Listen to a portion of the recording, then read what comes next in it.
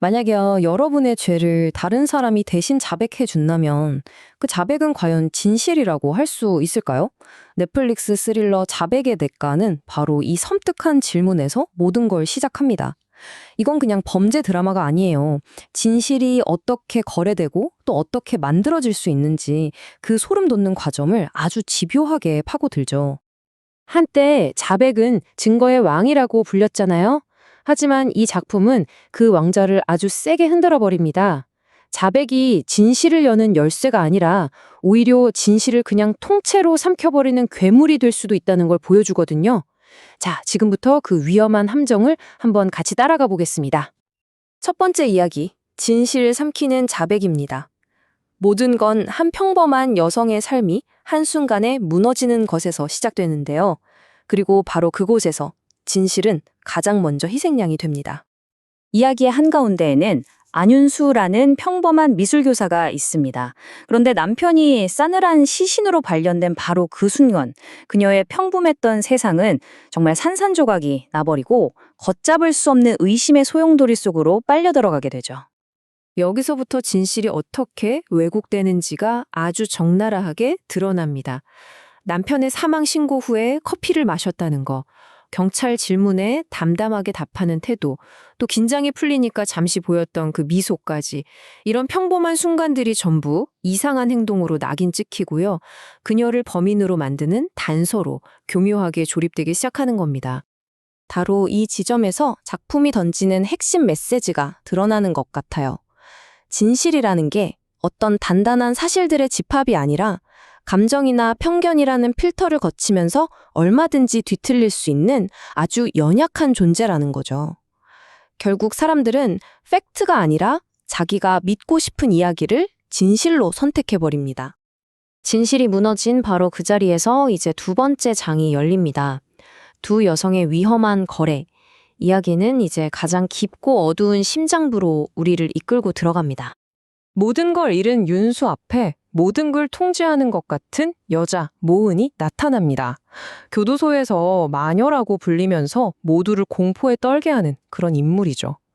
빛과 어둠처럼 정말 너무나도 다른 두 세계가 쾅 하고 충돌하면서 이야기는 누구도 예측할 수 없는 궤도로 들어서게 됩니다.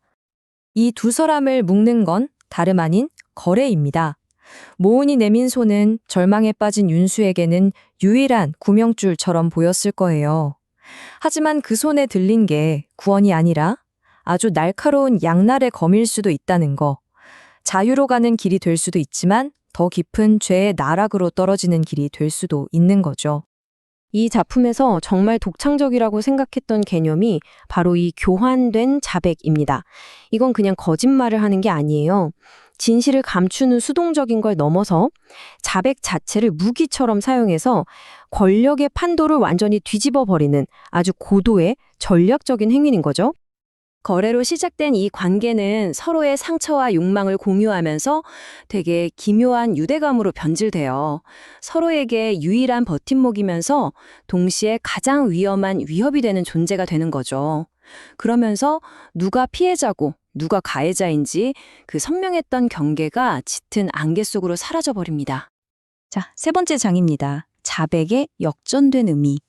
이제 이야기는 가장 도발적인 질문을 던지게 되는데요. 자백이 진실을 밝히는 대신에 진실을 만들어내는 기술이 될 때 과연 어떤 일이 벌어질까요? 다른 사람이 내 죄를 대신 자백했다. 그 말이 과연 어떤 힘을 가질까요?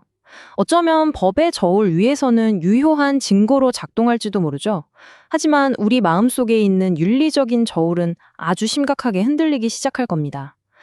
이 거래된 진실이 만들어내는 도덕적인 균열에 대해서 작품은 아주 집요하게 질문을 던집니다.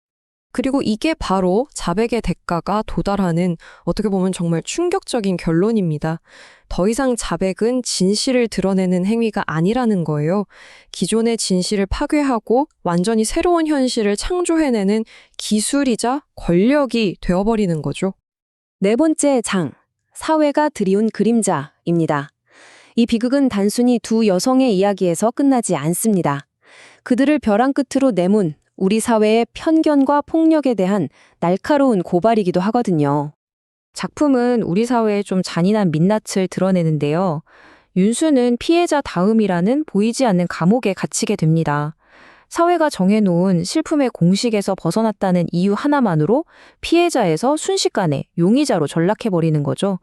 이것이야말로 편견이 가하는 정말 무서운 폭력 아닐까요? 그 폭력의 정점에는 백동훈 검사라는 인물이 있습니다.